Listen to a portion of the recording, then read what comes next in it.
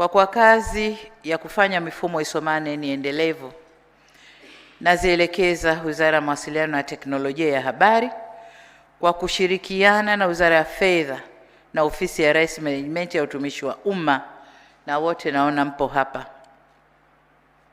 kuendelea kusimamia ipasavyo zoezi la kuunganisha mifumo hiyo na hatimaye kuimarisha uwajibikaji na kupunguza mianya ya ubadhirifu wa fedha za serikali.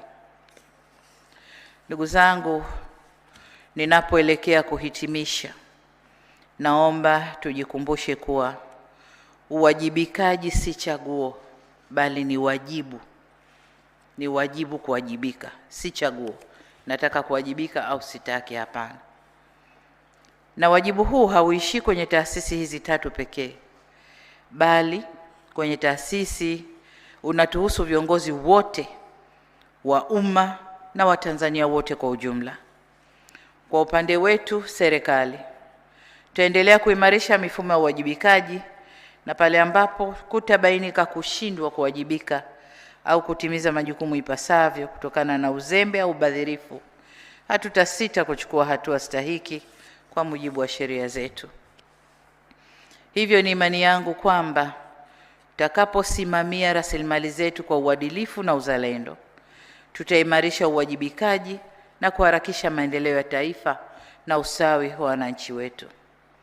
Na hapa nimwelekeze Katibu Mkuu Kiongozi kusimamia kwa karibu tathmini ya utekelezaji wa mapendekezo yote yaliyotolewa na taasisi hizi. Na mwisho kabisa, nirejee tena kuwapongeza CAG, Mkurugenzi Mkuu wa TAKUKURU na Mkurugenzi Mkuu wa PPRA kwa kazi nzuri mlioifanya kwa mwaka huo.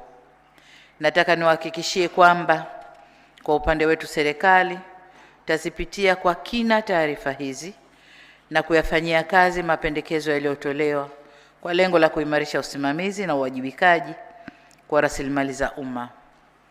Katika hatua nyingine, tutaiwasilisha ripoti hii ya mdhibiti na mkaguzi mkuu wa hesabu za serikali bungeni kwa ajili ya hatua stahiki kama inavyoelekezwa katika ibara ya 143 kifungu cha 4 ya Katiba ya Jamhuri ya Muungano wa Tanzania. Baada ya kusema hayo, sasa natamka rasmi kwamba nimepokea ripoti ya mdhibiti na mkaguzi mkuu wa hesabu za serikali na taarifa ya Taasisi ya Kuzuia na Kupambana na Rushwa TAKUKURU